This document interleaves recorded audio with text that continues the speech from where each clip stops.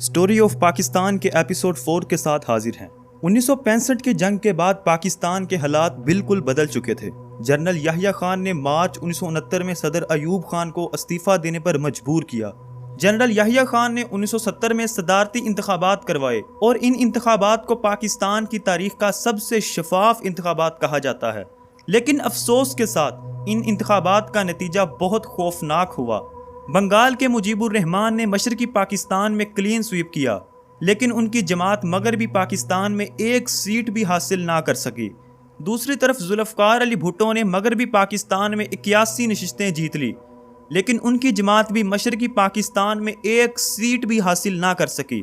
ان انتخابات کے بعد ملک پاکستان واضح طور پر 2 حصوں میں بٹ چکا تھا۔ پورا مشرقی پاکستان مجیب الرحمان کے ساتھ کھڑا تھا۔ جنرل یحییٰ خان نے 1971 میں ڈھاکہ میں قومی اسمبلی کا اجلاس بلوایا، لیکن اس تاریخی موقع پر ذوالفقار علی بھٹو نے اجلاس میں شرکت کرنے سے انکار کر دیا۔ ذوالفقار علی بھٹو نے خود شرکت نہ کی، بلکہ اپنے نمائندگان کو بھی شرکت نہ کرنے کا کہا اور سختی سے منع کیا۔ بھٹو کو مجیب الرحمان کے 6 نکات پر اعتراض تھا۔ ذوالفقار علی بھٹو سمجھتے تھے کہ مجیب الرحمان کے 6 نکات پاکستان سے علیحدگی کے نکات ہیں۔ ذوالفقار علی بھٹو نے یحییٰ خان پر اجلاس ملتوی کرنے کا دباؤ ڈالا۔ جنرل یحییٰ خان نے اجلاس ملتوی کر دیا۔ قومی اسمبلی کا اجلاس ملتوی ہونے کو تھا کہ مشرقی پاکستان میں آگ لگ گئی۔ مشرقی پاکستان میں سول نافرمانی کی تحریکیں چل پڑی۔ بھارت جو پہلے ہی موقع کی تاڑ میں بیٹھا تھا، اس نے بنگالیوں کو بغاوت کرنے پر مجبور کیا۔ حالات اس قدر خراب ہو گئے کہ پاک فوج اور مغربی پاکستان پر حملے ہونے لگے۔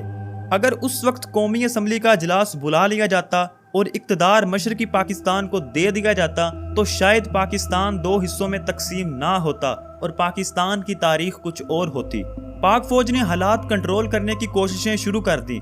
دوسری طرف جب بھارت نے دیکھا کہ ان کی سازش ناکام ہو رہی ہے تو انہوں نے مشرقی پاکستان پر حملہ کر دیا۔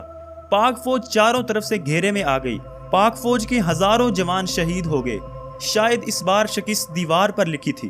بغاوت کی آگ ہر طرف پھیل چکی تھی۔ پاکستان کو اس جنگ میں بری طرح شکست ہوئی اور 90,000 پاکستانی فوجی بھارت کے قیدی بن گئے۔ ملک ٹوٹ چکا تھا۔ مغربی حصہ پاکستان اور مشرقی حصہ بنگلہ دیش بن گیا۔